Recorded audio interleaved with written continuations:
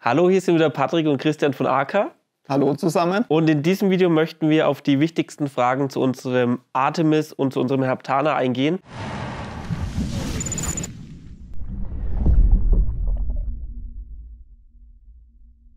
Christian, erste Frage, was ist Artemis, was ist Herptana? Artemis und Herptana sind beides Immunstimulantien, rein auf pflanzlicher, natürlicher Basis. Das Artemis nutze ich für bakterielle Krankheiten unterstützend und das Herptana nutze ich für parasitäre Krankheiten unterstützend. Blaues Etikett heißt immer Meerwasser und Süßwasser komplett geeignet. Genau, es ist für beides einsetzbar, also für Meerwasser genauso wie für Süßwasser. Würdest du sagen, es gibt bei der Verwendung irgendetwas zu beachten? Also wichtig bei beiden Produkten ist darauf zu achten, bei der Dosierung, dass man nur auf das Nettowasservolumen dosiert. Dann weiterhin darauf zu achten ist, dass eine ausreichende Sauerstoffzufuhr im Aquarium gegeben ist und man sollte es eben nicht überdosieren. Also wirklich strikt nach der Dosieranleitung halten. Was würdest du sagen, muss man machen mit Ozongeräten oder Abschäumern?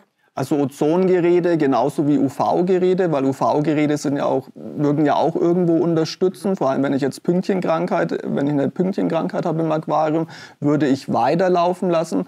Abschäumer wird bei beiden Produkten überkochen, aber da empfehlen wir Ihnen dann praktisch den Abschäumertopf abzunehmen, oder so weit den Abschäumer runter zu regulieren, dass er eben nicht überkocht. Okay, aber weiterlaufen lassen, nicht ausschütten. Auf jeden Fall weiterlaufen lassen. Es kann auch sein nach der Anwendung, dass eine Zeit lang der Abschäumer weiterhin überkocht.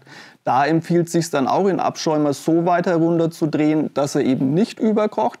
Sollte er dann trotzdem noch überkochen, kann man als Tipp dann noch dazu geben, entweder den Abschäumertopf, den Rand oben, bisschen leicht mit Butter oder mit Margarine zu bestreichen, weil dann bricht sich da praktisch der Schaum. Okay, aber wichtig, bitte anlassen. Genau.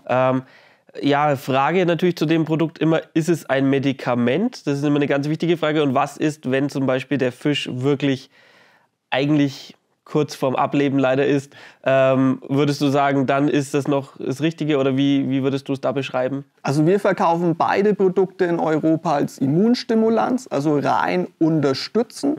In Amerika werden diese Produkte als pflanzliches Medikament verkauft.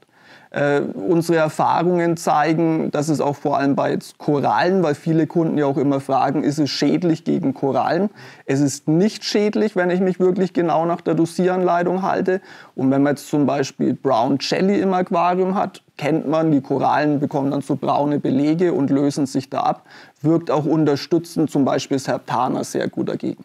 Okay, kann ich beide auch gleichzeitig benutzen oder gibt es eine Dosierungsempfehlung, wenn ich eine Kombi machen möchte? Man kann beide Produkte gleichzeitig verwenden, sollte aber immer einen Mindestabstand von ca. 12 Stunden einhalten. Okay, wir haben ja auf dem Etikett auch eine Dosierung, wenn ihr zum Beispiel neue Fische ins Aquarium reinbringt, dann nehmt ihr mal für 2 Tage beide Produkte, ist genau drauf beschrieben, wie ich es anwende, einfach als Prophylaxe schon mal, dass eben quasi gar nichts erst entstehen kann im Aquarium. Ideal auch in Kombination mit unserem Therapie, weil dann habe ich jetzt Therapie mit den ganzen nützlichen Bakterien, wo ein Fisch nochmal aufbauen, in Kombination dann entweder mit Herptana oder Artemis. Okay, also wie ihr seht, hier habt ihr eine pflanzliche, auf Kräuterbasis, eine Alternative.